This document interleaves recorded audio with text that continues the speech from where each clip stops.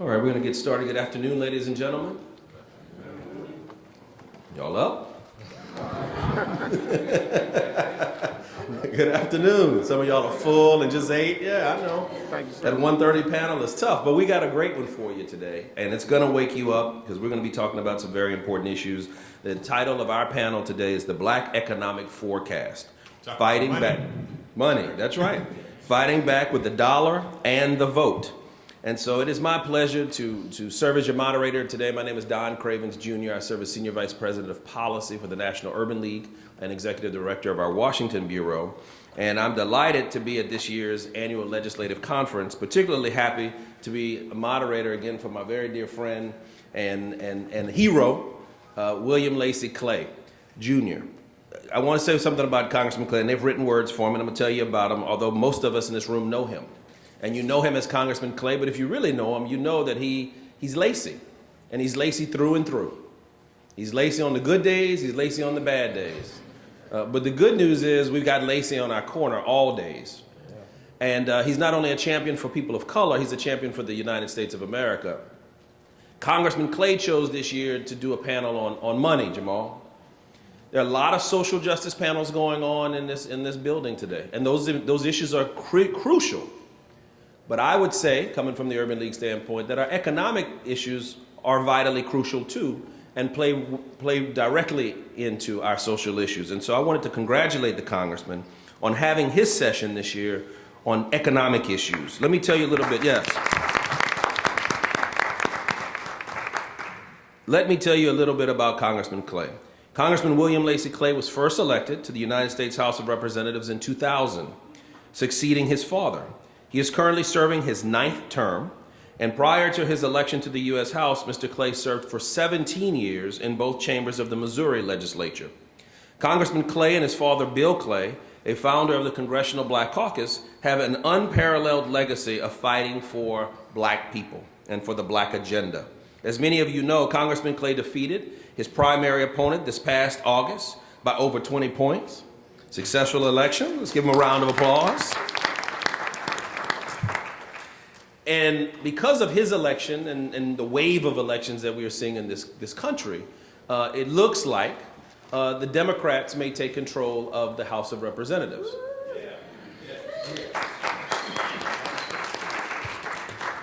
I work for a nonpartisan organization, so I can't give my opinion about that. But what I will say, why that is important to us and why that is important to Congressman Clay is because at this time, if Democrats take control of the House, because of our African-American leaders in the Congressional Black Caucus and the seniority that many of them hold on crucial committees in the House of Representatives, that will mean that many of the men and women who look like us, who come from places like us, will be chairmen and chairwomen of some of those vital committees.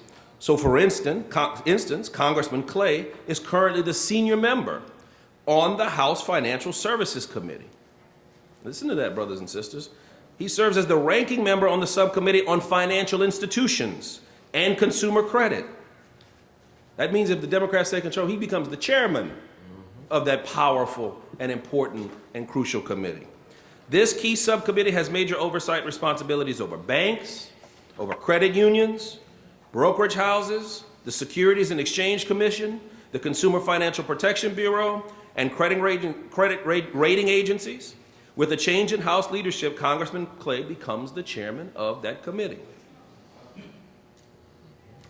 The panel today is key to advancing solutions and policy discussions for the future. And I'm going to introduce the panelists in just a bit, but what I'd like to do right now, without further ado, is hear from our champion, soon to be chairman, Congressman Lacey Clay.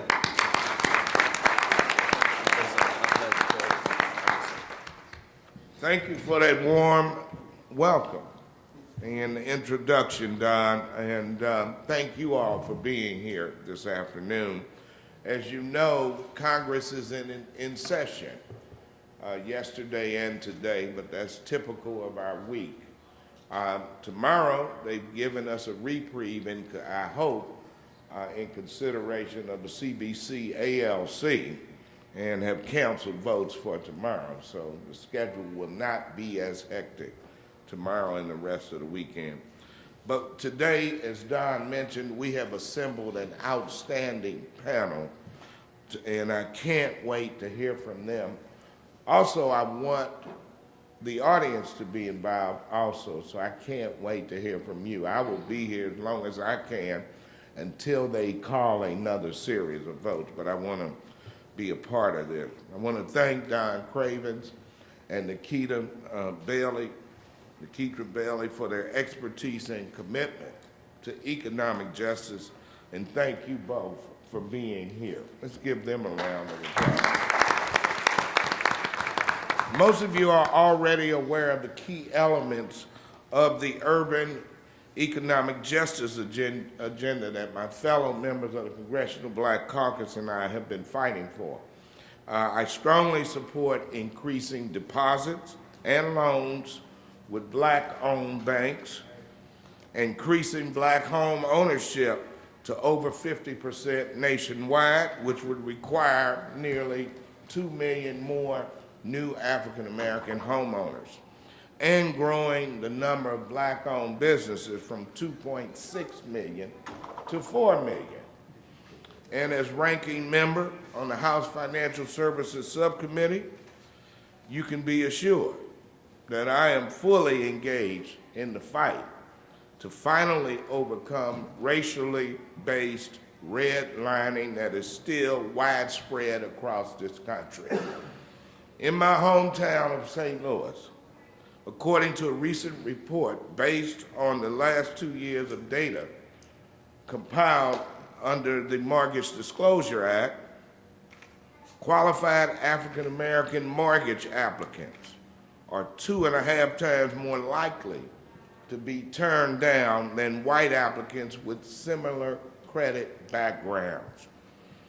And any objective analysis of this travesty of discrimination reveals that even today, 50 years after the passage of the Fair Housing Act, banks and other financial institutions routinely steer mortgage money away from minority neighborhoods for no valid reason other than race, which makes closing the home ownership gap even tougher.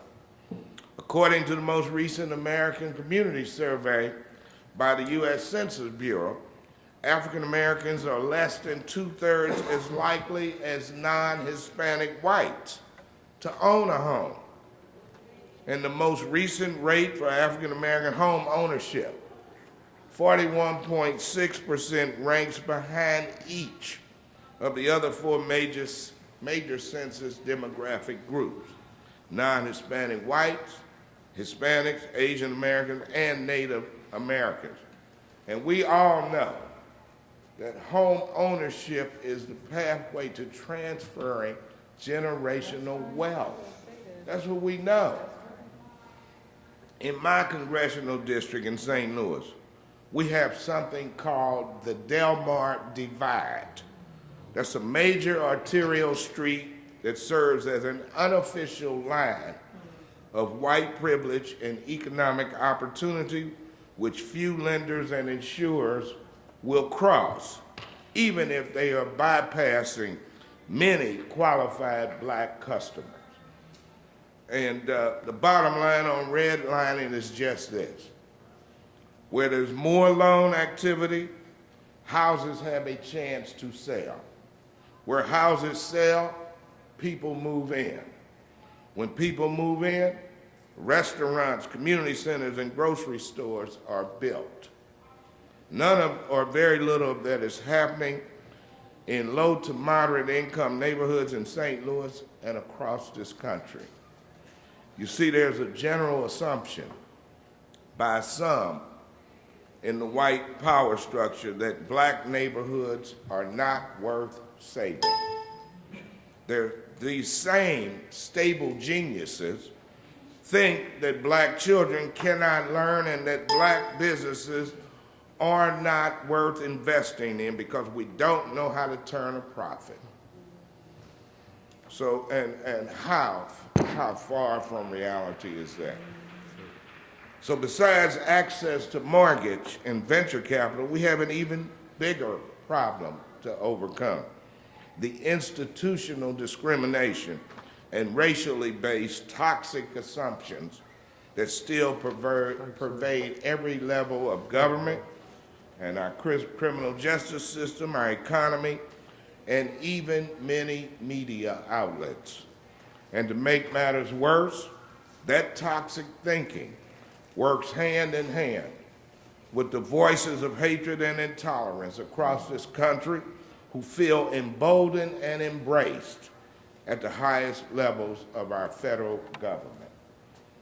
Just in case you think I'm overstating the problem, consider the history we inherited. Today in America, for every $100 of family wealth held by white families, black families only hold about $5. And the percentage of national wealth held by black families when compared to the nation as a whole has not changed much in over the last 100 years. This wealth gap didn't happen overnight. It happened over several centuries. It was fueled first by the savagery of slavery and was then reinforced by Jim Crow laws and the shameful combination of racist banking practices and intentionally discriminatory government practices. State and local governments often followed the bad example of the federal government by making it harder to develop growth and opportunities in our most challenged neighborhoods. The legacy of credit discrimination drives the wealth gap, and it is reinforced by the institutional racism that is still deeply embedded in our history and in the industry. Just look at the last Great Recession. The predatory loan industry deliberately saturated minority communities with subprime loans, which were designed to fail while producing huge fees. These same predatory loans often resulted in foreclosures. By 2008, the housing bubble burst, and nowhere was that pain more deeply felt than in the black community. We tried to do something about that by going after the worst financial abusers with the Dodd-Frank law, the land bar that stood up the CFPB, the landmark consumer protection legislation that I helped author. But today, the Trump administration and their feckless enablers in Congress are undoing many of the key elements of consumer protection that we created in order to protect American consumers. And that's why November's election is so important. We have to undo some of this damage. We have to rebalance government, and we have to unwind some of the abuses that they have taken the opportunity to inflict upon the American consumer, starting with my subcommittee, starting with the CFPB, and continuing to make them an independent body free of the appropriations process of Congress so that they can do their job. They were the ones calling the balls and strikes for consumers, whether it was with credit card companies, student loans, home foreclosures, home mortgages. That's what we needed. We didn't, until we created the CFPB, we never had a consumer agency just for the American consumer. And now they've decided we're going to undo all of this. And we need to mobilize. And then I need you to talk to your customers, your clients, your suppliers, your employees, and your families, to enlist them as soldiers in the struggle for economic justice. I need you to get them to vote on November the 6th. Over the next few weeks, our action or inaction could well decide the fate of our people and our nation. The dangers are very real, but so are the opportunities. So I'm asking you to join me as we demand an economy that works for the many instead of the few. And that's not just good business, it's what the American dream is supposed to be all about. Again, thank you all for being here, and I look forward to the discussion. Thank you, and God bless.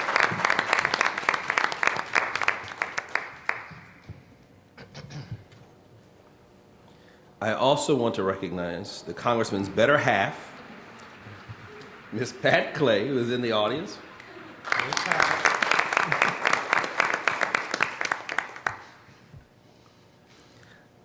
As the Congressman said, we've got just a panel of experts. I mean, that is the best way to define the people that are here today, and I'm honored to be with them here, know most of them. You probably know most of them, but I would like to introduce them at this time, and I'm going to start off with this is out of order, because my notes here are, no, I'm gonna do it in order. I'm gonna start off with Brother Jamal Simmons.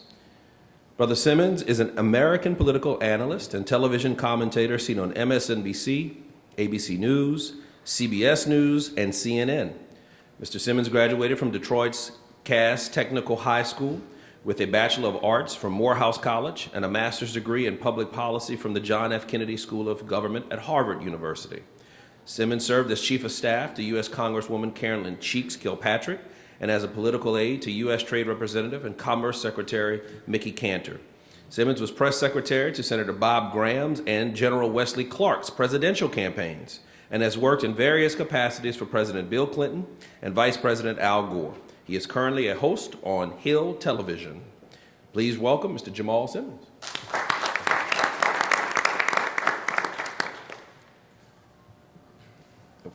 Next, we have Dr. Avis A. Jones DeWeaver.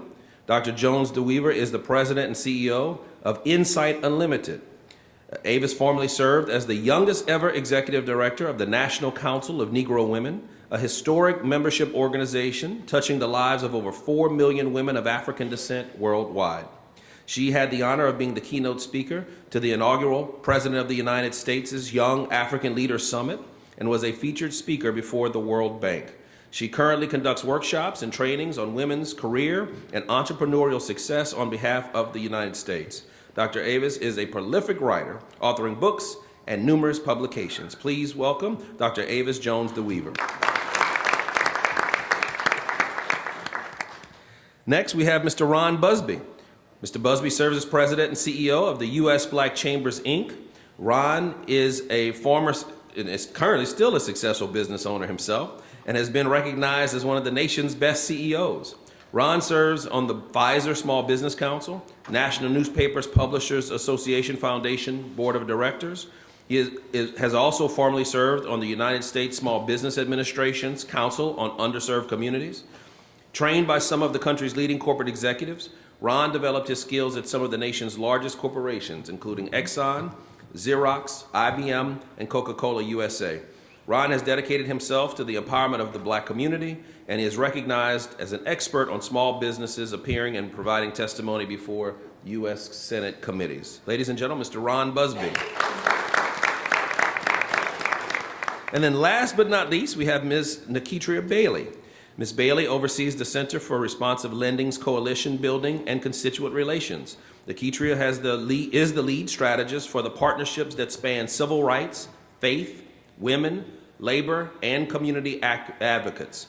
Naketria also leads CRL's access to mortgage credit advocacy to ensure that low-wealth families and people of color are fairly served by our nation's housing finance system. Naketria has played a key role in many of CRL's legislative and regulatory victories, including the enactment of the historic Wall Street Reform and Consumer Protection Act. That's why she gave it a big applause when the Congressman mentioned it, which resulted in the creation of a federal agency with a sole mission of consumer protection. Please welcome Ms. Naketria Bailey.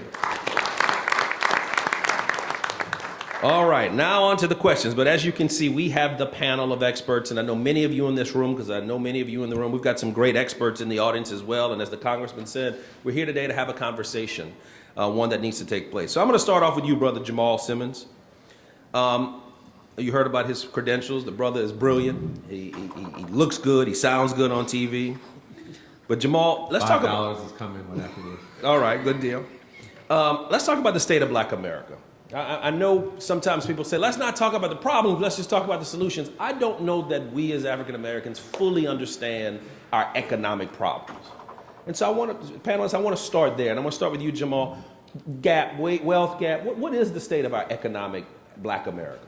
I'm happy to, and I will start off saying this. Thank you for having me. Thank you, Congressman Clay, for having me. I have to admit, I'm going to have to leave because the thing about the news business is once it gets going, you can't really control it. So I got to get back to the studio to shoot something that's going to air tomorrow. We are in trouble. So when you look at the numbers are bad. And the congressman started to go through it. I just want to give you a couple other ways to think about the wealth gap. Single men in this country make about are worth about $10,000 in wealth. Single women, $3,200. Black women, $200, and Hispanic women, $100. That is a problem. I spend a lot of time dealing with entrepreneurs. In addition to the work I do on TV, I have a company that we started. My wife also has a company that she started because we believe in entrepreneurship. I think that when you look at how Black women in particular are treated in this economy, it is devastating. Black women are the fastest growing group of entrepreneurs in the country. They generate about $44 billion in revenue. But when they go to venture capitalists to try to raise money, the average startup founder can raise about $1.3 million. Those are white guys. And the average Black woman startup founder raises about $36,000. 1.3 million versus 36,000.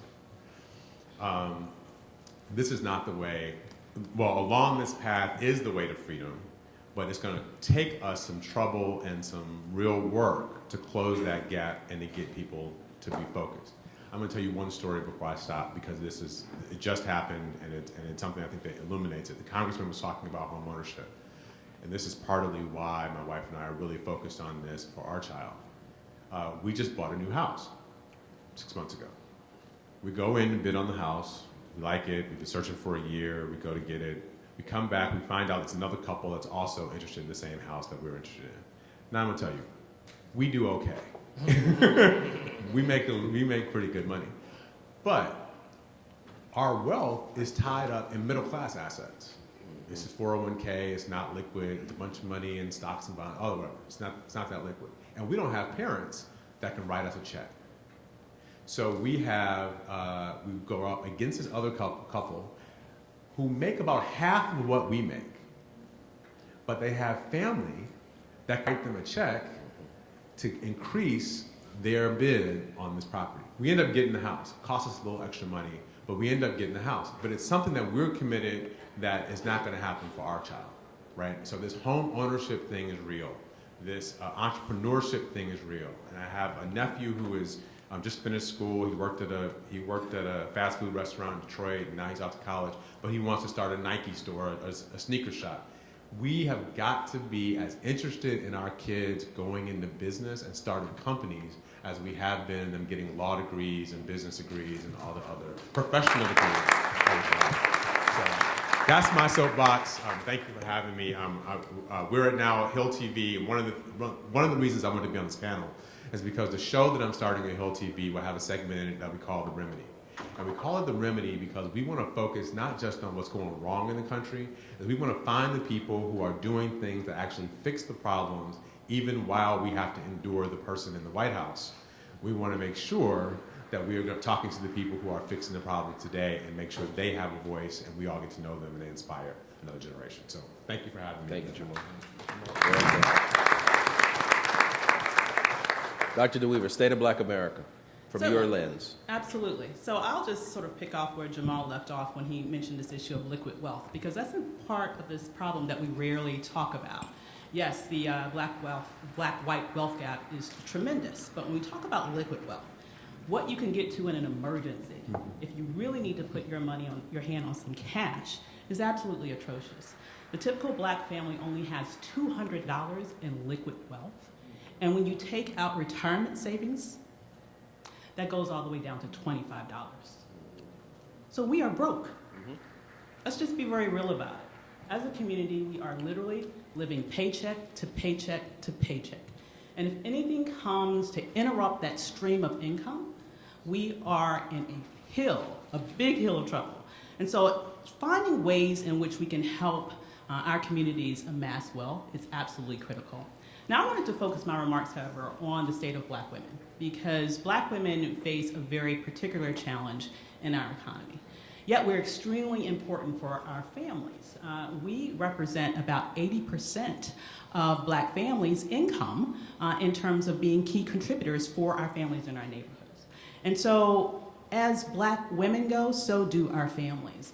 The reality is that Black women have always worked, right? We didn't need a women's movement to be infused into the labor market. We've been here from the beginning, and we're still here disproportionately. As it stands today, as it has always, quite frankly, we are overrepresented in the marketplace, really, and that we are more likely to work than any other group of women in America. Yet, we are especially likely to be underpaid. Oftentimes when we talk about the wage gap, we think about it from the perspective of the difference between what a white male makes and what women make, right? So when you look at the wage gap between Black women and white men, we make about 63 cents to the dollar, which is bad enough, right? But it's not just a racial wage gap, it's also a race-gendered wage gap, in that we only make 77 cents to the dollar of what white women make. And so as we begin to think about ways in which we attack the wage gap through things like the Paycheck Fairness Act, which I hope we can take up when we start to take control of Congress again, we need to look at this from a multifaceted lens, an intersectional lens, that recognizes that the wage gap is not just a gendered wage gap, it is a race-gendered wage gap.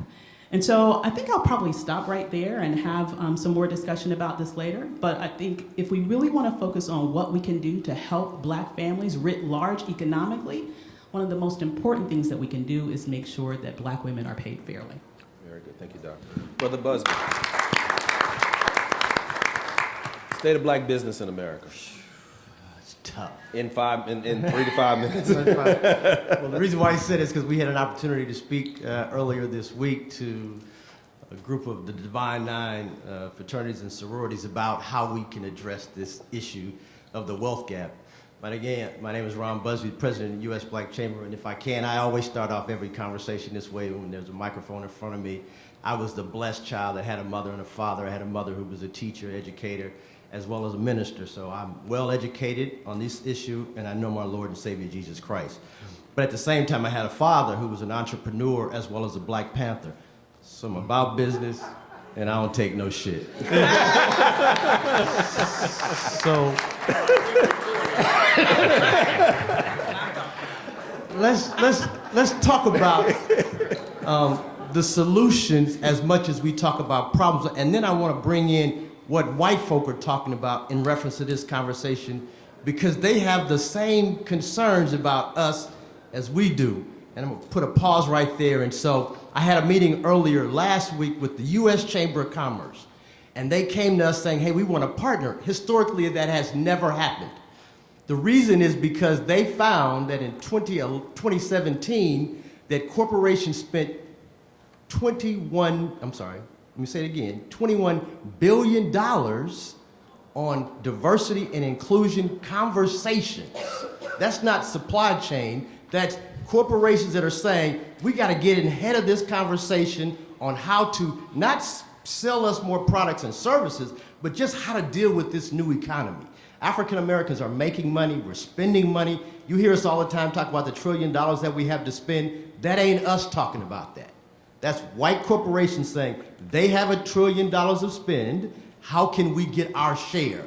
We have to have the same conversations and saying, we have $1 trillion, how can we keep that $1 trillion in our community? Jamal just told a great story about him buying a home, and I'll take my last 2 minutes about my story about buying a home. I lived in Phoenix, Arizona before moving here, and I rented a couple of homes. But finally, I decided I was going to buy a home in Bowie, Maryland, which is where most African Americans live in Maryland, that have a good income. So it was easy. I used a Black realtor. No big deal. I'm part of NARAB, which represents Black realtors across the country. We decided we were going to use a Black mortgage company because I'm committed to making sure that African American businesses have it. I then said we got to have a black bank, and I'm so proud to know that we're talking about black banks because we realize that 70% of all dollars that are loaned by black banks go to black homeowners and black businesses. But then I said we're going to make sure that we use a black home inspector, a black moving company, a black installation company. Everyone that touched the transaction was African American. And when we start to have that conversation as opposed to what someone else is doing in our community to our community, then we can change the dialogue of what's happening in our community. And I'll stop there, but I definitely have a lot to say, Don. You know that's it. excellent. I appreciate that, brother. Nikitra, talk to us about the current state of black housing. So thank you so much for this opportunity to be here, and I have to give my sincere appreciation to the Congressman. I testified on housing finance reform last week before his committee, and he jumped right in there because I was the only woman and only woman of color testifying with some folk who didn't really have our community's interest at heart. And he jumped right in there to make sure those points were lifted up and repeated. And he let those other presenters know that he was on the right side and he was going to do the right thing. And he's done that in his leadership on that committee, so let's give him a round of applause.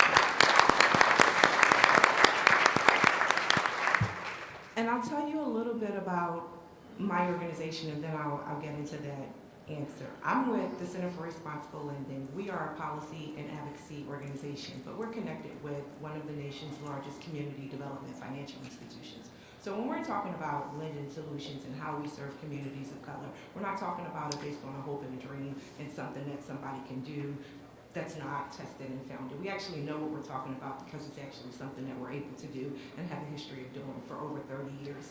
And we've made over $7 billion of loans in underserved communities all across this country. So we're bringing that practical aspect to our policy discussion. We're not just out here on position.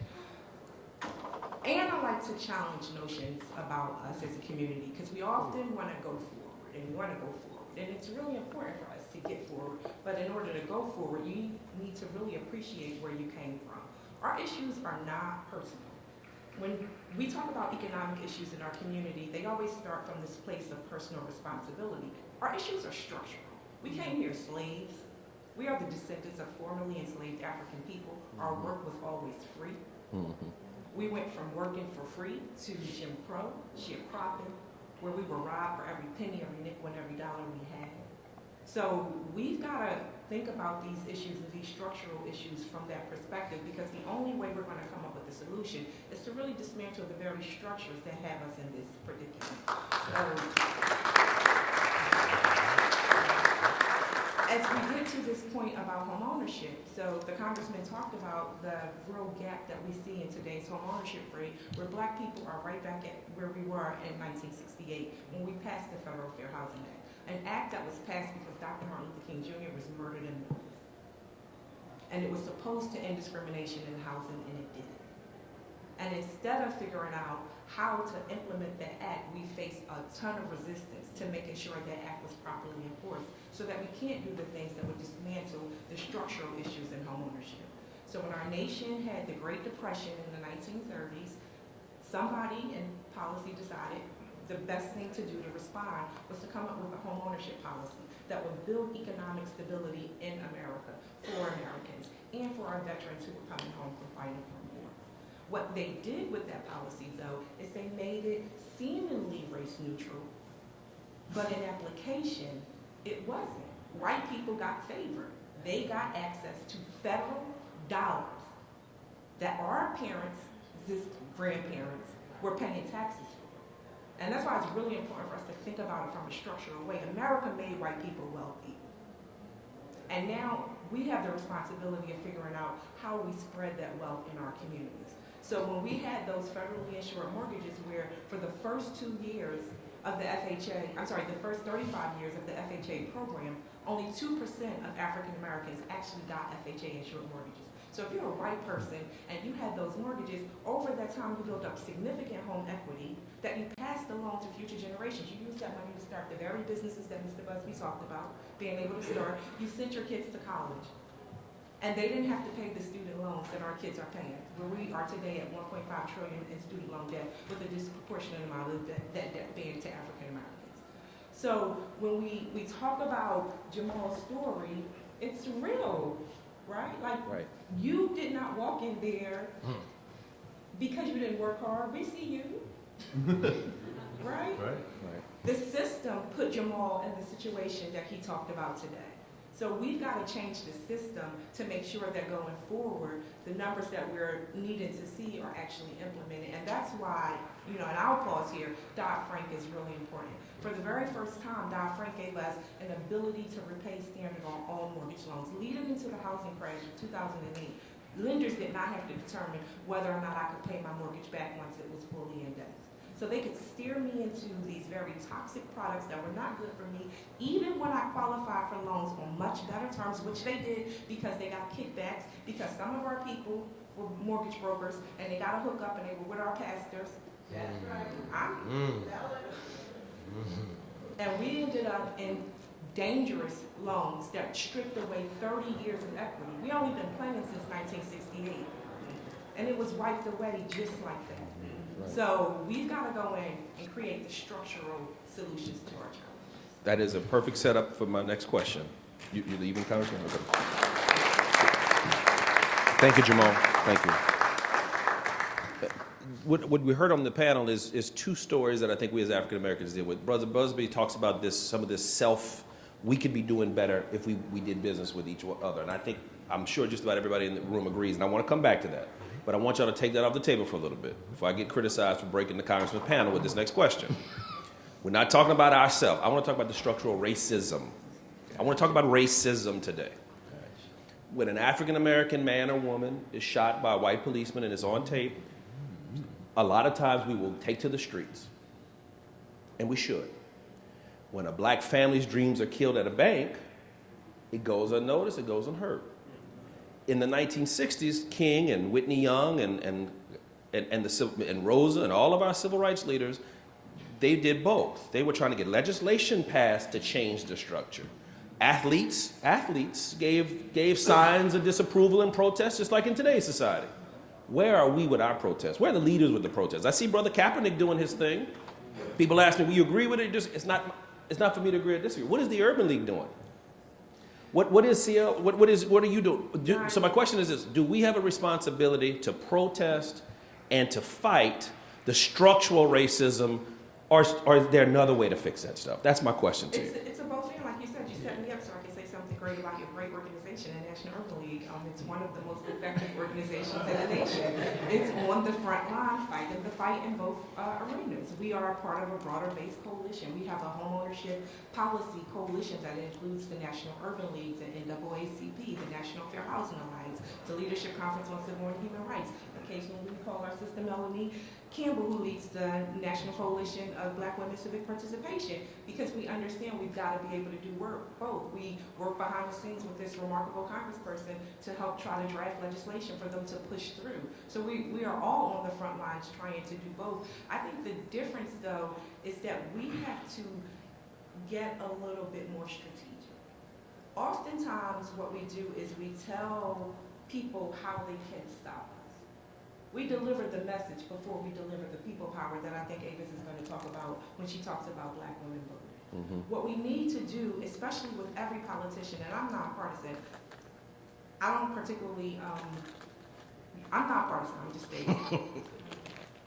Oftentimes people come into our communities and they talk about what they've done for us and how they need our vote and how they're dependent on our vote to make a difference. But when they get an opportunity to sit in those seats and we go in there and we talk to them about the things that we need in our communities, we don't get those results. And that's because we keep delivering them votes without anything in exchange. It needs to be a bargain for exchange. Here's my agenda. On homeownership policy, the congressman said it, 2 million increased African-American home loans, period. If you're running for president and you want my vote, you need to be telling me how you want to implement that plan. And that needs to be how we do transactional politics with folks, as opposed to giving them our talking points, and then they can come around in our communities and say all these wonderful things. But then after they get sworn in, there's no political accountability for them to do that. And Avis is doing tremendous work, and I'm just not trying to jump over there, but she's doing tremendous work to change that part of the conversation, and that's what we need to continue to do. And Avis, I want to go to you. And thank you for the compliment of the Urban League. What I'm struggling with as an urban You're doing leader, tremendous work too, yes, obviously. absolutely. Is she not? This sister, she is bad. What I'm struggling with, and y'all are hearing this real time, what I'm struggling with, and I may lose my job for saying this, maybe the Urban League is doing enough. But should the Urban League be encouraging people when we know banks are not lending to African Americans, should we be encouraging people to maybe to stop doing business with that bank? Okay. Now, what we have been doing at the Urban League, our motto has been, let's work with people, and then maybe they'll give us a chance. And it's been a successful model for some. It was good when it was trying to create jobs, because that's what Whitney Young was trying to do in the 60s. Give us, you have telephone operators, Ma Bell. Hire 2 women to answer phones, and you'll see the phone company won't go down. That worked. But Doc, I struggle with this. Well, Is playing nice to get along and hope you get an opportunity working for us right now? No, it's not. So what should we do? And part of the answer is what you said. I mean, we have to be very strategic in how we spend our dollar and with whom we spend our dollar. And when we know that we have certain banks that specifically targeted our neighborhoods Right. with those toxic products, then we need to be saying, we do not need to do business with you. And you cannot buy us off by donating to certain organizations. Yes, sir. Okay, you cannot buy us off like that. We are not a cheap date. Right. That's what we need to say. And then beyond that, I think it's important sort of following up on the strategy that was just laid out here. Beautiful strategy is exactly true. We need to get it through our minds that those people who represent us work for us. Mm-hmm. We don't need to come up in someone's office and just act like I'm just damn happy to be here. Right. That's right. That's not how you play the game. You play the game how it was laid out. You played the game by having a specific agenda item, not 50 agenda items. You hear what I'm saying? Yep, that's right. Say it You- again. You're right. You're not right. 50 that you roll out with much fanfare. What you do is you figure out, as a community, what is the most critical issue that we need to focus on right now? And you lean on that and you put pressure on that and you exactly say, we voted you in, we can vote you out. That's how you bring about power. It's about understanding that we have it, number one. Understanding that we have it and then being willing to wield it over and over and over again until we get what we want. Busby, let me interject here real quick. Let me say that criminal and social injustices are important, and we need to keep them on the forefront. But it's also about our economic plight. Yes, sir. And that's where, in my community, I see 2 of my legislators right here, Clem Smith and Carl May, who was just elected to the state senate. So thank you for that being here. These 2 are my partners at the local and state level, because when I talked about the Del Mar divide, what we found out through documentation that U.S. Bank had cut off any type of economic activity north of that line of demarcation, Del Mar Boulevard. So we have to be proactive with those institutions that are practicing institutionalized racism. And I confronted U.S. Bank and told them, you haven't had any economic lending activity north of Del Mar. So what are you going to do about it? You need to develop a program that gives us, that infuses economics into small businesses, into home ownership, into home improvement. Do all of it. And then so you have to sensitize them, but you have to stay in their faith. And we as a community need to understand, hey, look, we have to attack this on several fronts. Yes, sir. That's Yes, right. we have to be in the streets. Yes, sir. And that's fine, but we also have to be in these institutions, getting them to change. That's right. In the streets and in the suites. Yeah. Yes, sir. Yes, sir. Brother Busby. In 2016, there were 24 organizations that all had a small voice, including the U.S. Black Chamber. And here in Washington, D.C., it's really about who's talking the loudest, who gets heard. But if you talk to the black banks, they got a small voice. If you talk to black automobile dealers, they got a small voice. If you talk to black hotel owners, they got a small voice. But if you put us all together, we kind of scream fairly loudly. And so that's where Black Wealth 2020 was created, and that's where the 3 initiatives of home ownership, 2 million new homeowners, 2 million new African-American owned businesses, but not just new businesses, because the average African-American-owned business in 2016 was doing $74,860 in annualized revenue. That's not even a good job. And now you got to pay all your overhead and other expenses. And then the last one was home ownership. And so we said if we brought us all together and we worked together collectively, we could concentrate on those three issues. Now, put a comma there and you talk about black banks and you talk about fighting in the streets. Sometimes we get lost in the fight and we come too late and we're fighting with fists versus ammunition.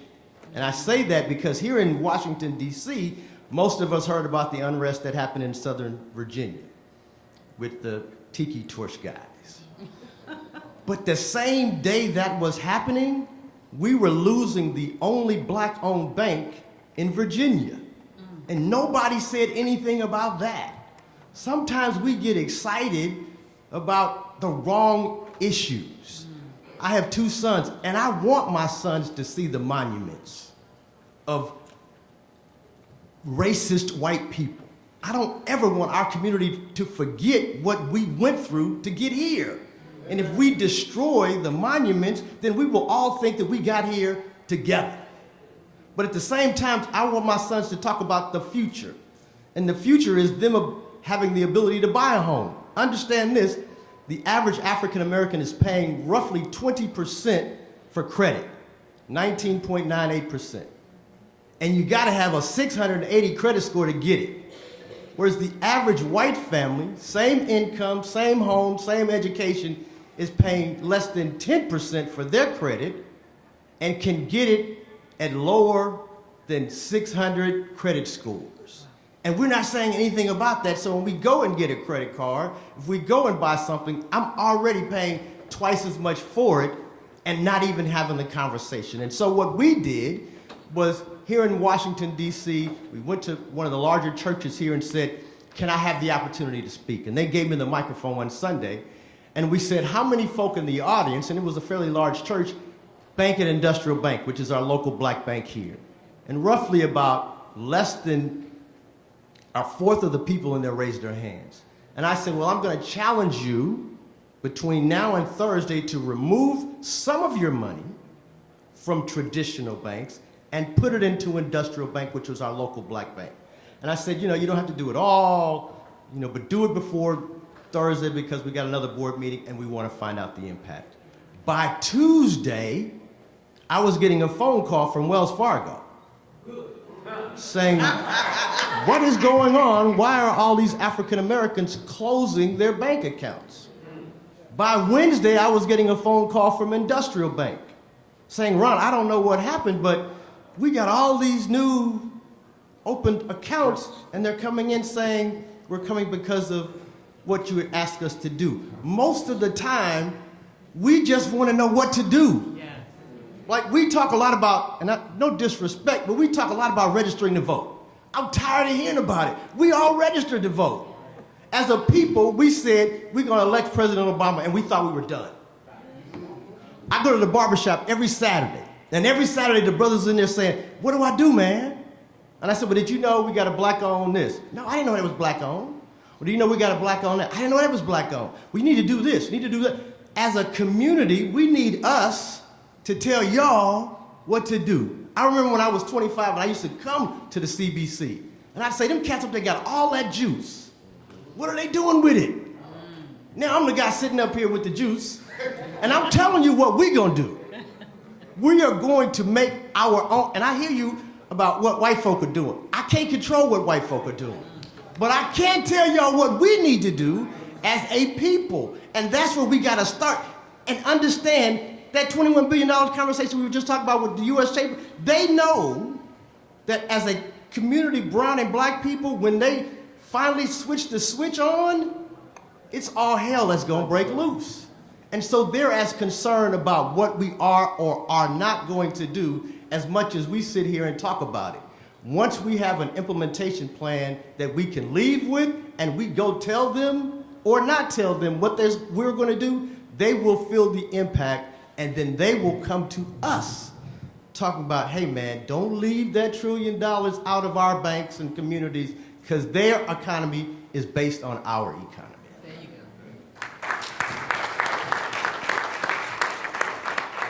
go. Avis, you mentioned our legislative strategy. We need to know what we're asking for, not come with a list of 15, 20 things.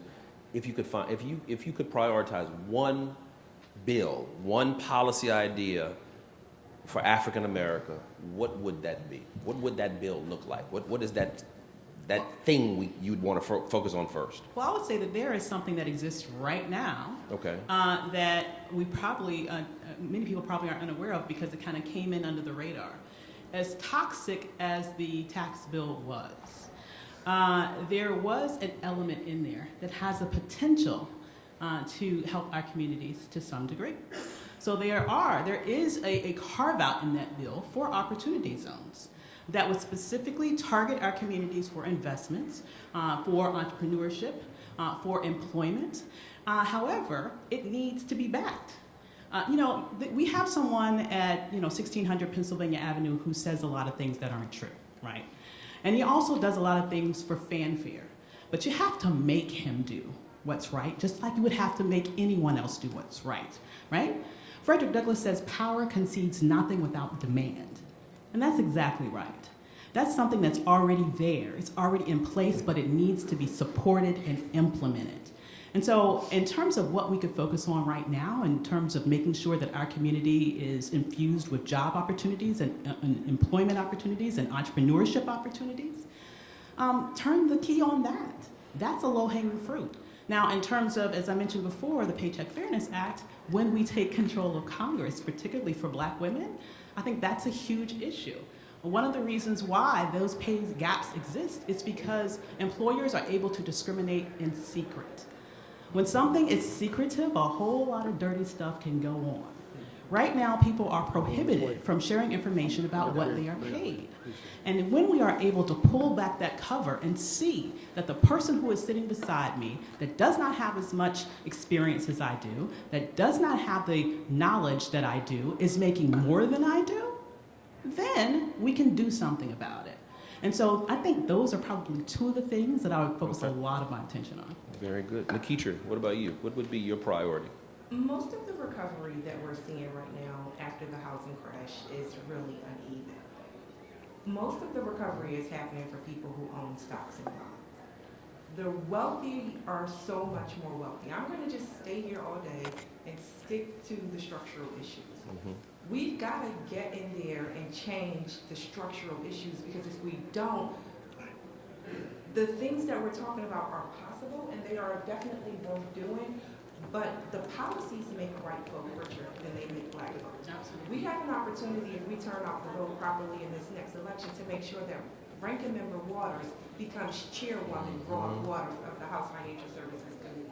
He gets the opportunity to become a chairperson of the subcommittee. So if we get out the vote, we will actually have an ability to change policy. So what we need to do is we need to get right at what's keeping us out of homeownership. It's the pricing.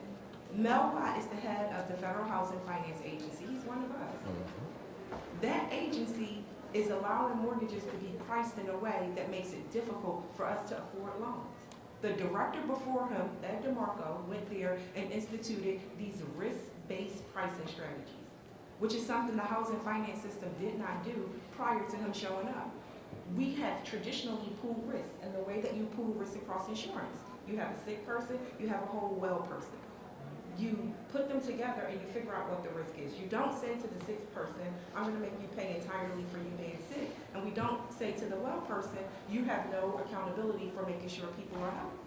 We put them together and we pool that risk, because when we do that, we're able to make things more affordable. And that's what the housing finance system did for white folk, since it was federally insured supported mortgages. It pooled risk across the nation. So people in rural communities all across America were able to get access to mortgage credit who were not otherwise able to get access to mortgage credit.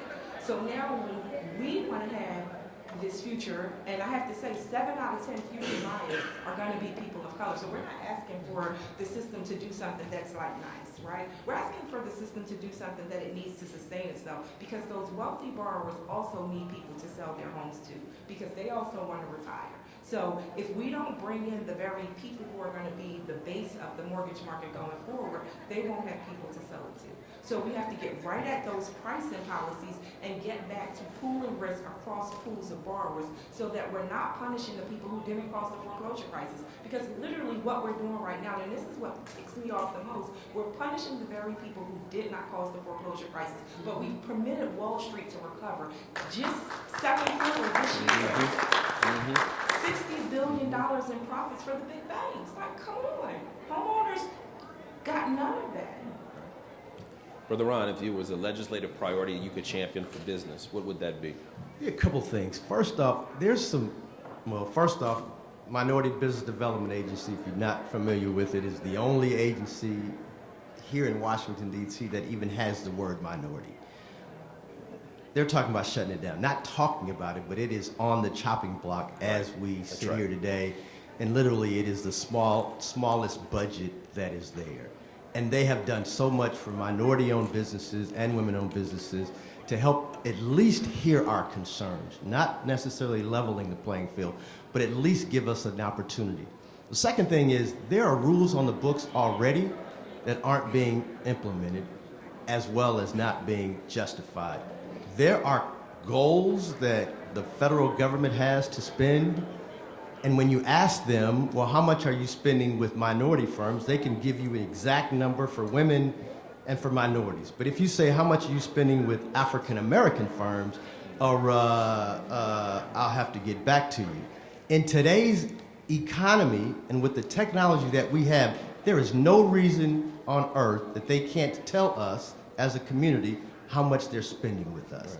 They will say, well, that's discriminatory, but yet they're still gathering the information, they're still making the decisions, but they aren't sharing that information with the people that need to know it most, because then they'll be held accountable.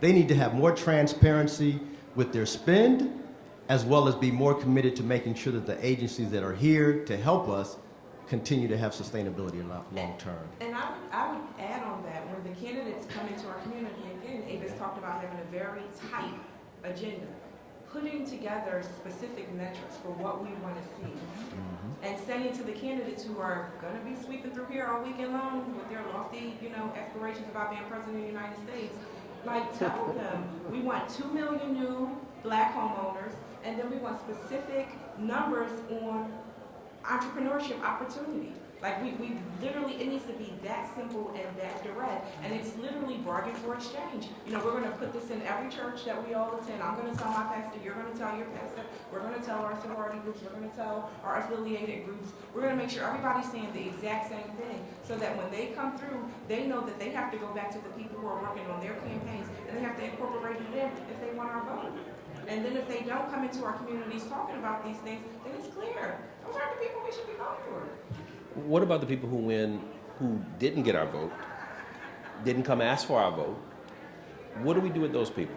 We're living in a political climate now where it's us versus the other people, and we don't even talk to the other people anymore. Congressman Clay, I'm sure in his career in the legislature as well as in the Congress, has talked to Republican members and worked on bipartisan. But it doesn't seem like that's happening anymore, Congressman. So how when the other side wins, when the other candidate wins, do we just give up, go to fight for the next 4 years, and just forget about policy and just pray the next time our guy or gal wins? I don't think so. I mean, elections have consequences. We saw that in 2016. So now, what does that say? Okay, they control government. The other party controls all of government. That requires us to be, in my party, to think broader, to be more disciplined, and to sometimes even be creative. Okay, so what is it that they like? You mentioned opportunity zones. That's our approach. Between now and the end of the year, we should be talking, us in the Congressional Black Caucus on Financial Services Committee, should be talking up opportunity zones. That's what you all like.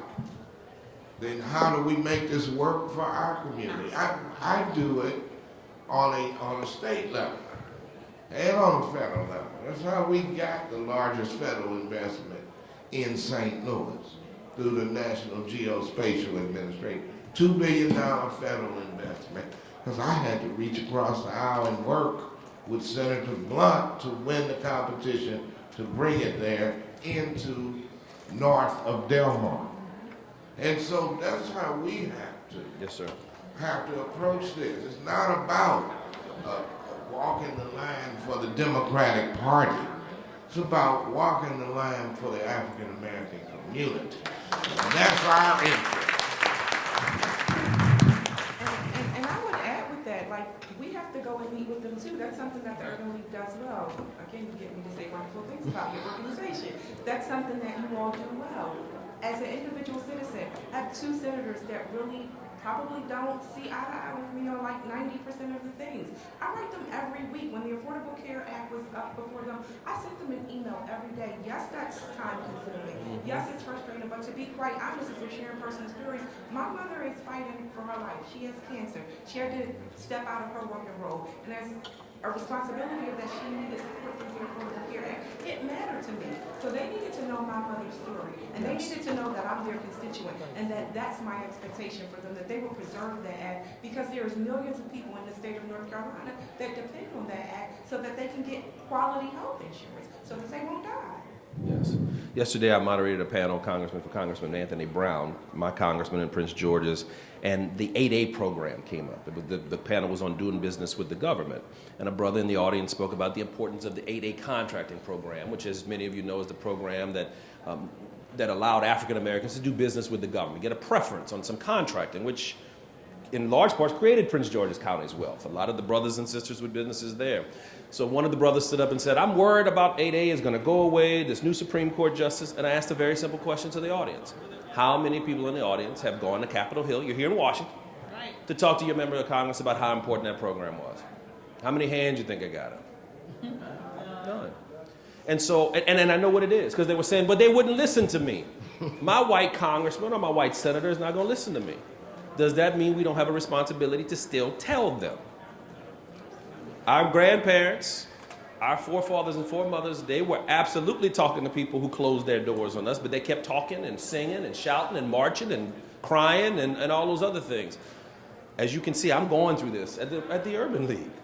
I'm wondering if we are we not just phoning it in, literally, by tweeting and Instagramming and calling that advocacy and civil rights. That's not advocacy, that's a tweet. That doesn't change a vote, that's a tweet. But that's what we're doing. That's what I've been doing. And I don't think I'm serving my constituents well by doing that. And I'm asking those questions to you because I'm dealing with that. I am struggling with that, brothers and sisters. But there is a way that you could leverage Okay. that social media power. Tell me how to do it, Doc. Fix me. You could be tweeting out the information that people need to be able to call their congressman, to be able to write their congressman, sort of use it as an information portal. It is a way that a lot of, particularly if you're looking to specifically target certain populations. Mm-hmm. If you look at Twitter, for example, Black Twitter is Twitter in my mind, right? And so if you are looking to target Black people, you can spread a lot of good information. So I'm just saying, don't completely throw the baby No, out. I'm joking about it, but you're right, you're right. And so that brings me to my next question about technology. Black folks should be more in tune with one another than ever before, right? Because we actually can use these devices to communicate with thousands of our brothers and sisters. Right. Can we do it better? Are there tactics or techniques we should be using to create some of that engagement, some of that advocacy? Well, you did say something. You can't tweet your way to freedom. But I also don't think we can do it by ourselves. The one thing about programs like the 8A program, it's changed. As you stated, it used to be for African Americans to get opportunity. It's no longer that. Right. I was an 8A graduate. We have some 8A firms here, and today's 8A program is nothing like it was created for. Right. Today, as a white woman, Right. I can be certified as a white woman firm and get the same benefits and advantage as disparaged African Americans. We know that that's not fair, but if we want to keep the 8A program, we better go figure out what they did to get 8A certified and figure out if that strategy worked for them, why can't it work for us? I say all the time, Black men, when we first heard about women becoming 8A certified, we were defensive, right? Because most firms in our community were led by black men that were 8A certified. I tell brothers all the time, we have wives, we have sisters, nieces, mothers. We have to change the game in order to continue to play. So now we need to put the firms in our wives' names. Because if the 8A program is going to continue to have sustainability, it's going to be white women that are going to fight for it. Now understand, I remember coming to Washington, D.C. from Phoenix. I had never heard about Women's History Month, right? I remember how hard we had to get and fight to get Black History Month. I came to D.C. in like the second month. They were like, oh, it's Women's History Month. I said, huh? It's Women's Business Month, huh? They do things in a different capacity than we do. I have the opportunity to work with the Asian Chamber, the Women's Chamber, the Gay and Lesbian Chamber, and they do things behind closed doors. They let us go out front because they know that historically that is how we have been successful. And so they say, well, Ron, we need you on our team because we know you have the voice and the passion to get out there and have great conversations, while they can sit around and have bed talk, pillow talk. They can get together in their communities, have tea. And if you remember the way it happened, it was on the last night before the bill was approved. It was like on page 7,000, written in pencil, and it happened the next morning. And we woke up and were like, well, wait a minute, what happened? How did women get into the program? We gotta be more creative in how we go about fighting our battles. And it's not, I hate to say it, but it's not always gonna be out on Front Street. Right. Sometimes we gotta have folk out on Front Street, but we also need to have policy folk, we need to have media folk, but we also need to have organizations that represent our voices. What's happening now, when you talk about 8A programs and programs like that, we used to bid on contracts, and many of you know, and I talk to Don about this all the time, when I was in the 8A program, you found out how much someone else was paying for it and you reduced it by $1. You responded to the RFP and you made sure every I was dotted, every T was crossed, you prayed over it, you cut your profit down because you really wanted to be able to win that product or service. Those days are gone. As we sit here in Washington, D.C., we know that a budget doesn't get approved until about 45 days before all the money's got to be spent. And then they sit around in a room and they say, Antoine, do you know someone that can do this cybersecurity $10 billion contract? And you say, yes, I do. Well, Antoine is in the room. But if you don't know someone that's in the room, I don't care how low your price was or how hard you prayed over it or how well it was written, we don't have the luxury anymore of having those types of opportunities. It really is about relationships, and we're limited in the number of organizations that we have here, especially under this administration. They're not trying to meet with us. Now, some of our CBC members have relationships and they can get in the door, but most of us are now being shut out as African American organizations, which means now we need our women organizations that have a little bit more strength. But I think that's exactly what we need to do, right? You're talking about how you're talking to them, but we need to talk to one another. You hit right on intersectionality. Black men should have been talking to black women all along. Yes. We should have been come to us once they jack something up, and now we're going to give the money to our sisters. Your sisters are the fastest growing business developers in the United States.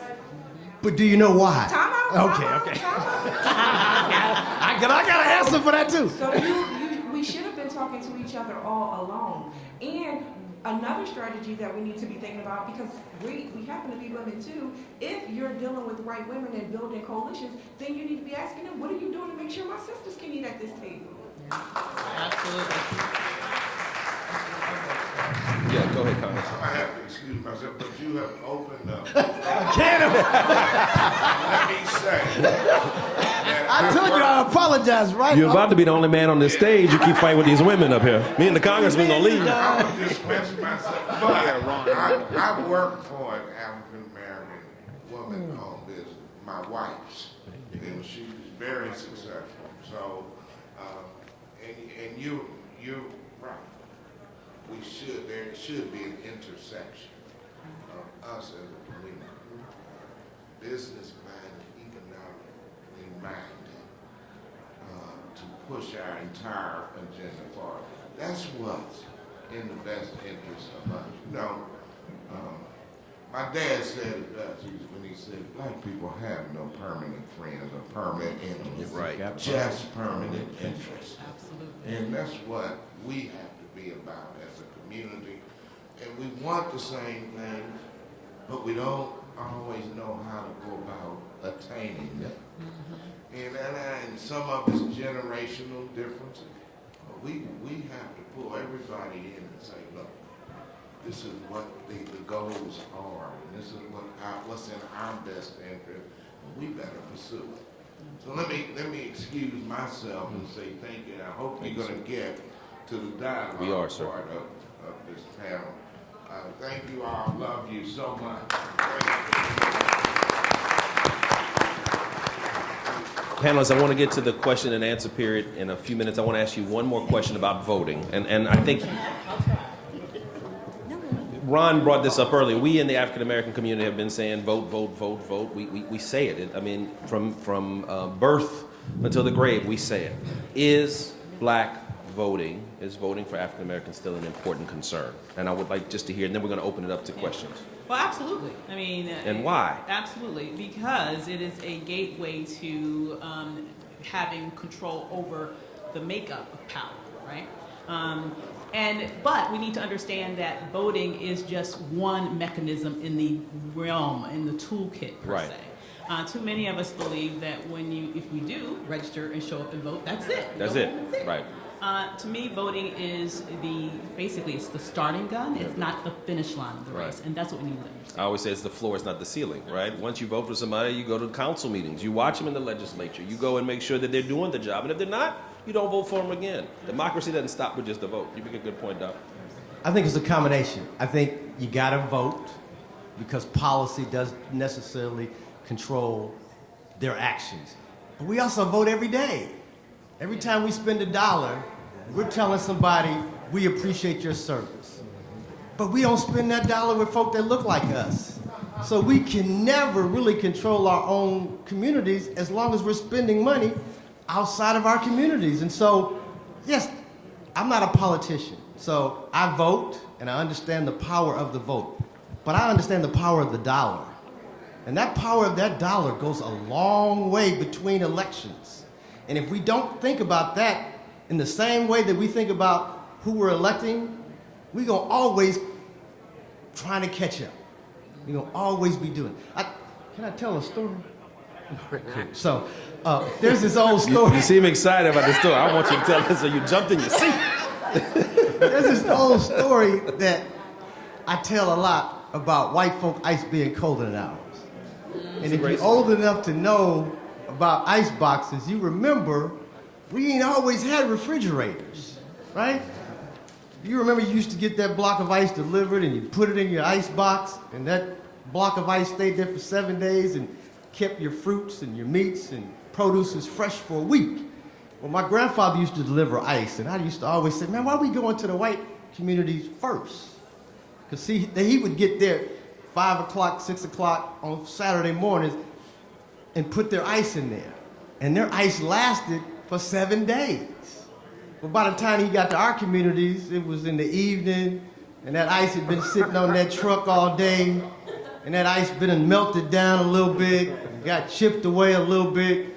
So by the time it got in our ice box, it was only good for 5.5 days. So there was some truth to the myth that their ice was colder than our ice. But I also say, we're in Washington, D.C., and there was a brother that went to Howard University that created the ice maker.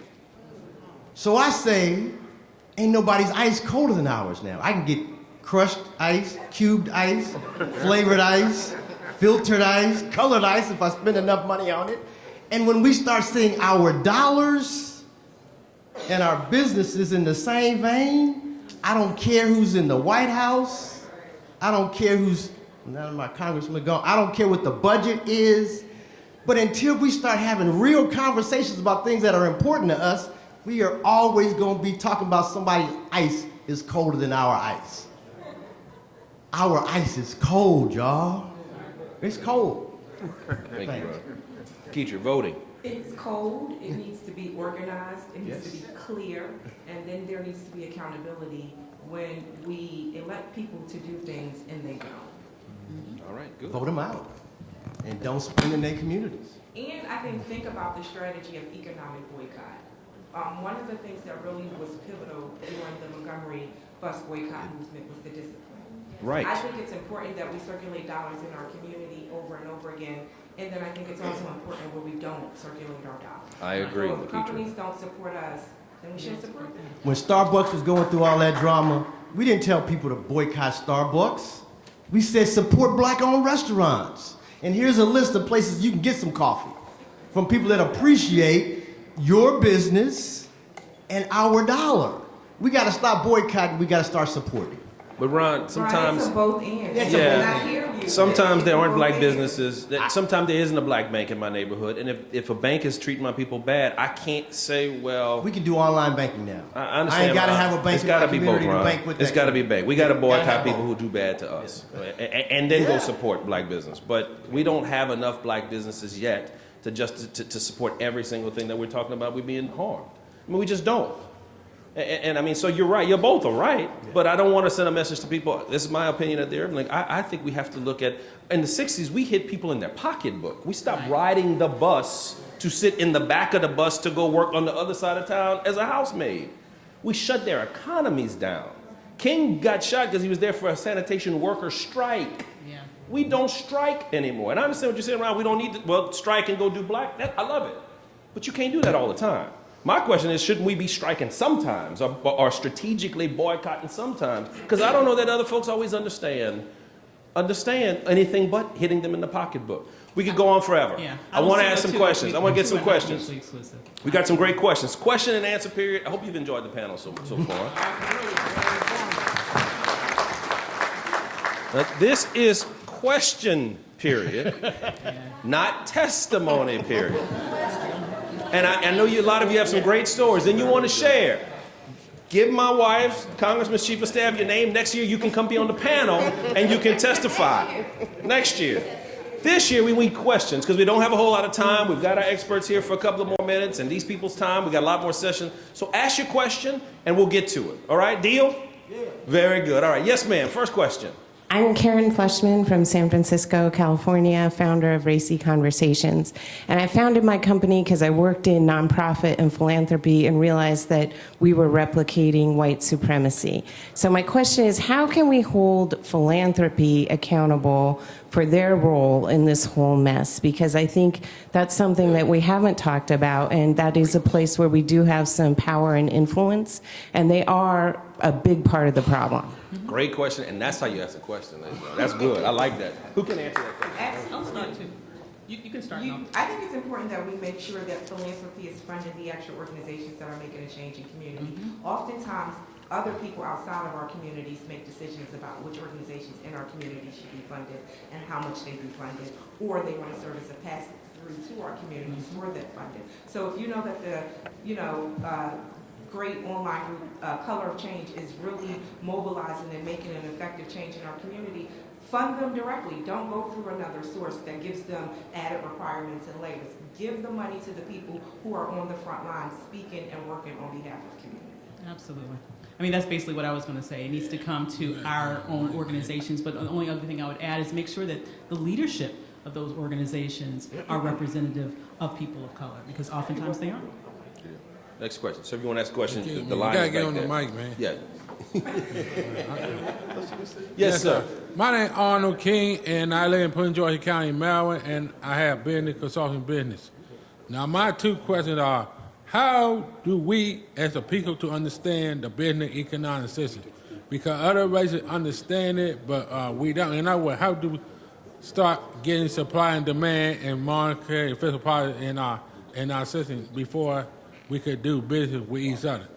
And the second one is, what are the causes of African America not making economic progress? Right? We made economic gains, but no progress. Those are great questions. Brother Ron, what kind of education do we need as a people? We talked about where we descend. We come from people who have been enslaved. We come from people who were then put in a sharecropper system for another 100 years of Jim Crow. I mean, we are behind in some. So how do we educate our brothers and sisters about economics? Sure. I think we got to keep it simple. I think most African Americans, as my great grandmother, she owned her home. And that same home that she owned, she passed down to my grandmother. And that house sent my mother to college. And that same house sent my sisters to college. Mm-hmm. But we let somebody come from outside of our community and tell us that house that we spent $70,000 for when we bought it is now worth $250,000, and you should take this equity out of it and go take a trip and do all these things that, as a community, we knew weren't the smartest things for us to do, but we listened to someone. And anytime you're hearing it over and over on TV and radio and news, I got it. That's just not true. Like, that's just so not true. Like, and I think that's part of the problem that we have in our community. Narratives are developed about us that we buy into. Most of the people who received those toxic mortgages were existing homeowners who were targeted to refinance that home equity. They thought they were lowering their payments. They thought they were fixing a roof, especially, and I'm really passionate about the older ones. They thought they were fixing their roof or taking care of the door that needed a leak. They were not pulling that money out, and they qualified for loans on better terms, and the brokers looked like us that convinced them to take out those really harmful loans. I think Ron was saying some of that. yeah, I was going to say, we were saying the same thing. I know you're passionate. I know you're passionate, but I think that's what he was saying. I think we, as people that have the knowledge, we don't necessarily need someone from the outside of our communities to come in and tell us what we need to do with our own income and our wealth. And so I think we're saying the same thing. I think some of us know, but we leave it up to other people to tell us what to do. But as leaders and as community folk that have the knowledge, it's kind of our responsibility to make sure that we're managing and we're the community leaders that are moving and allowing us to move forward without somebody else coming in telling us what to do. Because I agree, it was my great-grandmother who got convinced that this was a good idea. Same thing with the refinance or the reverse mortgages now. Those things are happening and nobody is talking about it. 5 years from now, 10 years from now, that is going to have an impact that is going to address our communities over-index versus other communities that are going to keep their homes and pass them off. We got to have real conversations about real things that are affecting us as opposed to letting someone else come in and have those conversations with us. I would just say really quickly, we also just need to be able to amplify information to people where they are in their language, in ways in which that it's accessible, so that they can be sort of brought up to speed to know that they are being targeted in real time. Right, and that's how social media and the technology we use can be helpful. Clear, we did that, right? Like Congress, because again, we did that. We were on the front line. We were everywhere. We went to Congress. We went to the Federal Reserve. We went to the OCC. We went to the OTS when it was still here. Nobody did anything. Mm-hmm. Right. I'm aware of that, but what I'm saying is that we need our own media companies. That's what I'm talking about. So that the people in the neighborhood who don't know any of those acronyms know exactly what's happening in real time in terms of what's happening to them. I love it. That's good stuff. That's good stuff. Yes, sir. Yes, comment about what you just said. Washington Informer, a black-owned newspaper in the state of Maryland, well, Prince George's County in Washington, D.C. That's a good place to start. My question to the panel is, in the age of sound bites, social media, and smartphones, what strategy, actionable strategy, would you implement or would you suggest that be implemented to ensure a successful long-term movement of us doing business with one another? That's my question. Great question. We talked a little bit about that earlier, yeah. I can say I have a mobile app with 109,000 black-owned businesses there. So anytime you're looking for a black-owned business, you can find a black-owned. And tell us about that, Ron. It's a mobile app. Brian, if you'll stand up, this is the guy that's in charge of our directory. But every place I go, the first thing I do is I download the app. And so there's really two benefits of that. Because I keep hearing us say the same thing about there's other folk that sell the ice. But if we know where we're selling ice, then it's our responsibility to go buy it from us. But if I don't know where that ice maker is, and all I know is that the people that are in my community don't look like me, and so I'm going to do something that's convenient, We have to do better. And there's tools that are out there, USBC Mobile Directory, 109. And the second reason that that's important is because, true, we don't have all the business in our communities. But some of the businesses we need to be in. So there's the U.S. Black Chamber is doing two things. One, we're listing out all the black-owned businesses. So if you're looking to buy and sell products to black folk, here's where they are. But the second thing is, if there's not a black-owned business that's doing what we want to do, then start that. Let's look at things that we typically want to spend money on that we don't own, and let's start those businesses. And then tell the word and spread that conversation about businesses that are doing well in our community that are owned by us. So USBC directory is your app.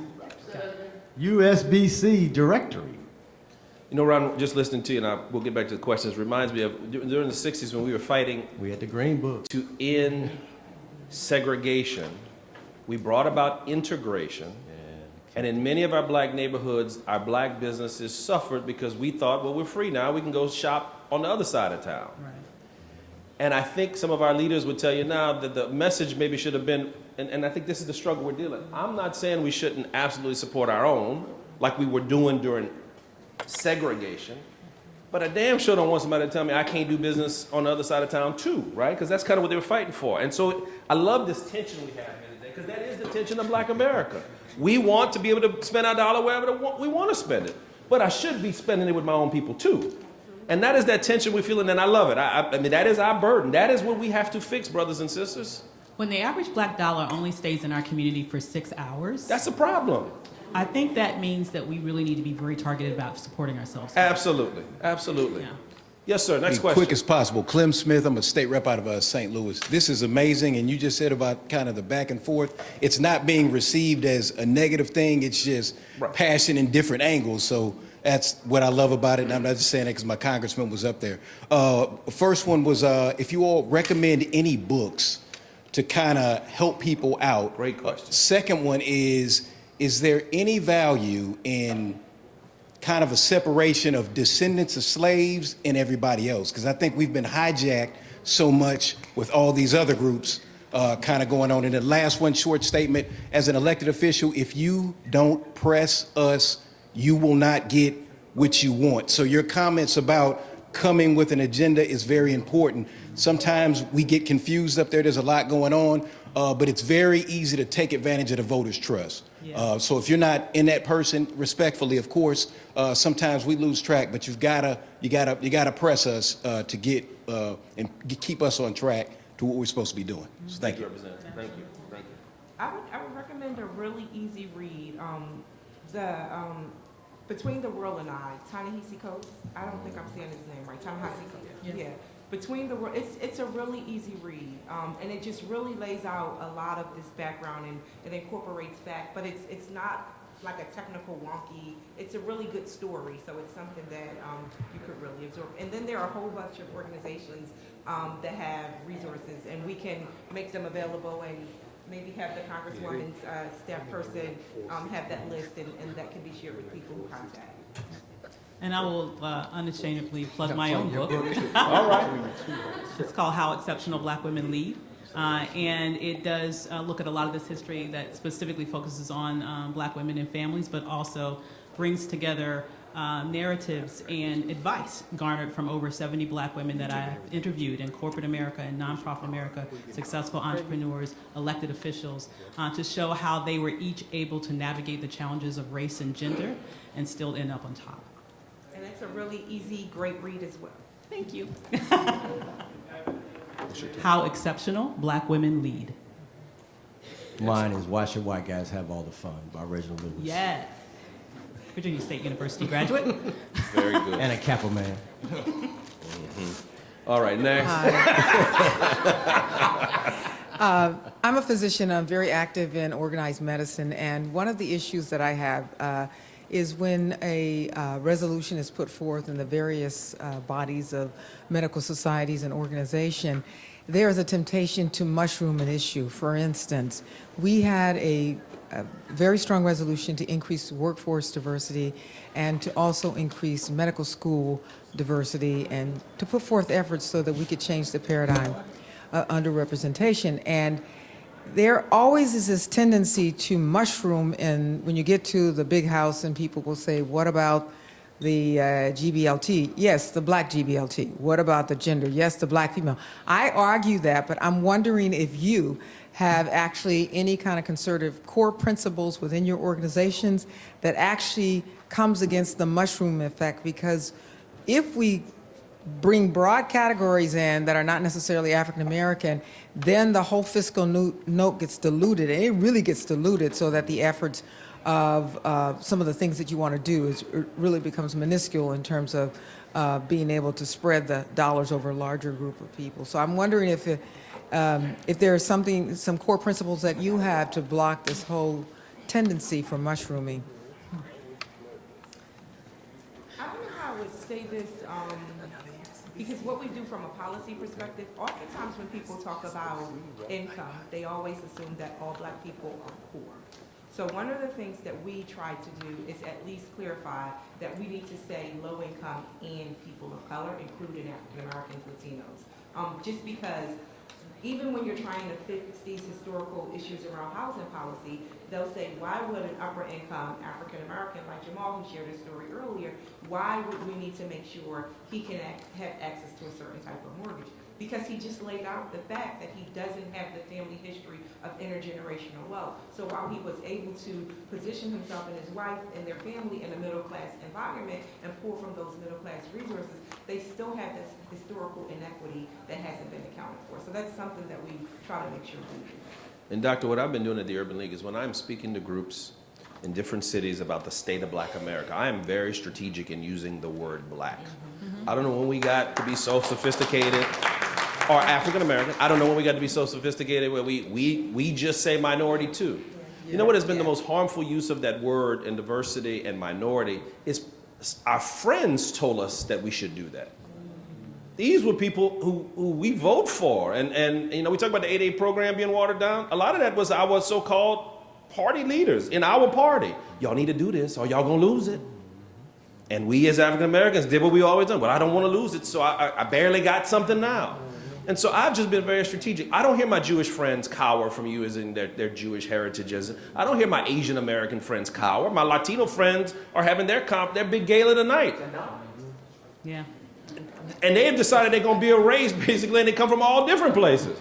I know we Native African Americans and African Americans who are in this country, we are a people with a common, and somewhere down the line, we got ashamed to talk about those things.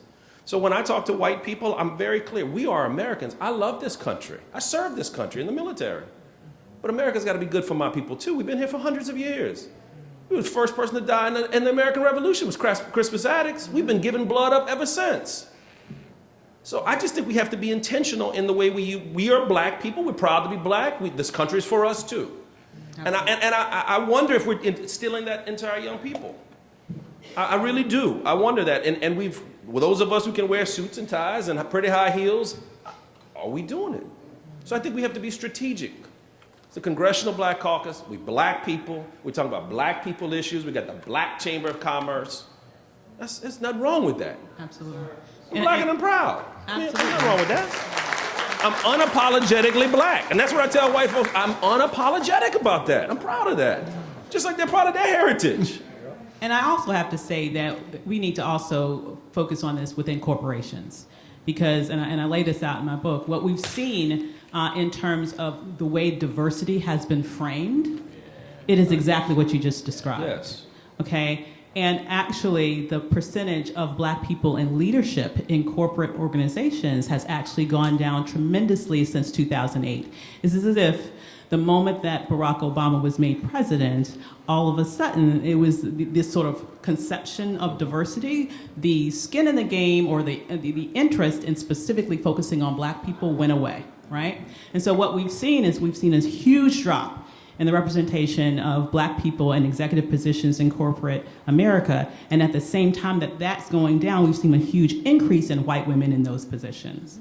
So this idea of diversity has actually been sort of thinned out and watered down so that in practice it ends up being white women or gay white men. So it's even whiter now than it was under previous conceptions. There was a story that came out 3 years ago there was a sister that was the CEO of Sam's Club, Rosalind Brewer. She was doing an interview with Diversity Inc. magazine, their TV online portal. And the question was asked to her, well, as the CEO, what is your perception and view on diversity and inclusion?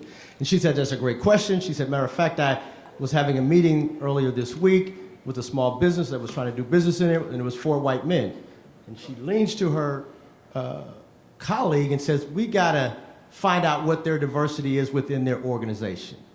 Within 48 hours, white men said, stop, we're going to boycott Sam's Club because they have reverse discrimination. That's coming from their board of directors.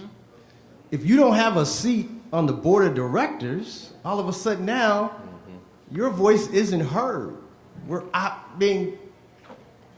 We have to change the conversation about diversity and inclusion because it's no longer about an African American conversation as much as it is about an inclusion conversation for everyone to be at the table. And that's why we say, in order for there to be a great America, there's got to be a great black America. Absolutely. And in order for there to be a great black America, there got to be great black businesses. Yep, absolutely. What I'm going to ask our last 4 questions, folks, to do is ask your question. I'm going to get you to all ask your question, and then we'll wrap up and we'll answer all 4 of them, okay? So you can ask your question. Hi there, Nikki Beasley. I'm with Richmond Neighborhood Housing Services out in California. So I have 3 questions. The first one is we talked a lot about... What's your priority question? Okay, I'm going to be quick. We're already 13 minutes We over. talked about a lot about the pricing in regards to mortgages. We don't find that the interest rates are a problem, but we do find PMI is an issue, so if you can speak to that. Also, we spoke a lot about CFPB reform, but there's also CRA that is also being targeted, and if you have comments on that. And then lastly, there was a lot of conversation about social media, but if you can speak to the digital divide, because there is a large community that don't have access to a lot of the medium that we were talking about. Very good, thank you. Yes, sir. How you doing? My name is Emmanuel Ike. I'm a recent college grad, and I was wondering if you guys had any advice or resources for young men and women that are looking to start businesses. So that's basically my question. Excellent. That's a great question. You should see Ron Busby after this thing. Yes, sir. The question for Ron would be, he wanted to respond to the sister to the right that said, while African-American women are the largest growing businesses, and he said he had an answer. I would like to kind of hear that. And then the other is the issue of when we talk about African-American, there's a line like on, it says black and African-American, and I'm from the West Coast, and I know that black is a lot of East Africans and immigrants, and when you parse that out, African Americans are getting a very small part of this line, whether it's education, scholarships, jobs. And so how do you speak to saying African Americans without this us versus them, because we're all on that line. So even within the line of black and African American, when you parse that, African Americans are being whitewashed. All right, last but not least. Good afternoon. My name is Martavius Jones. I sit on the Memphis City Council, but I'm also a financial advisor. Been a financial advisor for 24 years. There was a discussion earlier about housing being the core of this wealth building, plan going forward. Mine is sort of comment inside of a question, if you would. When anything, particularly a house, is only worth what somebody else is willing to pay for it. And so most of us, when we buy a house, and this is the case in Memphis more than not, it may be some of the places when we look at our segregated neighborhoods. If our market is only black folks, we're limiting the wealth potential.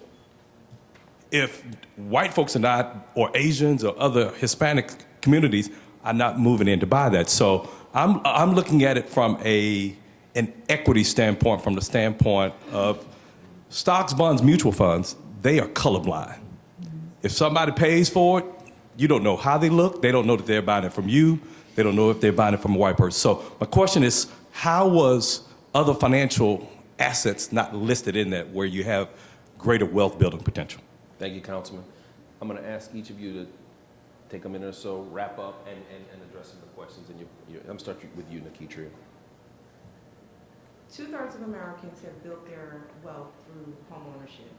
That wealth came from federal housing policy supporting white Americans with the ability to build that wealth. I think you're absolutely right that there is an opportunity to build wealth through other mechanisms.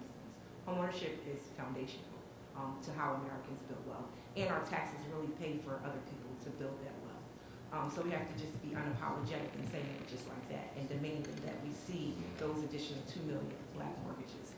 The question that you asked about pricing and interest rate, pricing is impacting that interest rate. So those rates are going up because those additional costs are being added in. So we can talk about that after the panel.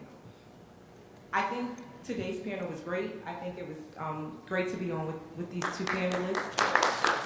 And I think the point that I'll leave us with is that we need to make sure we have the facts and that we take unapologetic stances about what's important for us and for our communities. And we just do it in a rooted fact discussion, right? I'm just telling you that America made a decision to make white people wealthy and a decision to make us unwealthy. And everywhere we go, that's how we open the conversation and we bring in our agenda and the things that we want to do to close that. But we have to be that specific. It's not in our heads. It's not some idea. Even when we didn't have time to get into this today, but even when we think about the way credit scores are determined, all of these things that feel very neutral have racism baked right into them. Yeah. So if we don't start there, we're always going to be going around in a circle as opposed to just putting it on the table. And let's deal with it straight up. Thank you, Nikita. Brother Busby. I'll deal with the two questions for the young man who is looking to start a business and how that can help, and then the other one of black versus African American. So first off, young brother, don't go into business. Don't go into business for yourself. 90% of businesses fail within the first year. And if you're a young man, just finished college, you probably got some college debt. If you're not, then you're probably going to use your mother or father's credit card to start your business. You're probably going to work more hours than necessarily. I would say find someone that is doing exactly what it is you want to do and go work with them. There's no new economy being created, although there are new jobs. As we stated, we don't want more sharecroppers. We need successful, long-term, large businesses. The number one question that's always asked to us is, Ron, I'm looking for the next Antoine Ford because I'd love to do more business with black folk, but they don't have the size and the scale. So to start another small business is not gonna help us. I need folk that can grow, hire, and really do business with large opportunities. Second one, in reference to African American versus black, you never hear Asians talk about that. When the U.S. Pan-Asian Chamber talks about their numbers, they include everybody. Right. Vietnamese, Chinese, right. Japanese, no disrespect, they include the entire gumbo. Yes. When the Hispanic community talks about their numbers, right. They don't say you just from Mexico. They say if you're Mexico, if you're Spain, if you're from Puerto Rico, they include their entire numbers. A lot of decisions are based upon numbers, and the larger that number is, the more louder your voice is and the more opportunity they present to you. So let's not get caught up on black versus African American. I was in Durban, Africa, and I went there, and as African Americans, we get caught up on saying, I'm African American. And there are African Americans that don't look anything like us. And they say, why are y'all so caught up on calling yourselves African American? You were black before you were African American. And when we start saying black, then other folk will start to see us as black. But if we say, well, they're black because they're from some other country and we're African American because we were born here, then our numbers start to decrease, our voice starts to get smaller, and the opportunities are also decreased. So let's see ourselves as a community versus just a block. Davis. Well, I will say, though, that the next census is looking to disaggregate that classification. Yes. So we will be able to see more raw numbers around the ethnicity range, the ethnic range that exists within the black community. And maybe we should start thinking strategically now about how to best prepare for that so that we can all benefit from that rather than having our power diffused because of that. I think we need to start to get ahead of that because that is coming down the pike. But I just want to say something just I think the questions have largely been answered. I just want to say something in defense of sharecroppers and just to put us in the mindset of how this is recent history, okay? My father was a sharecropper.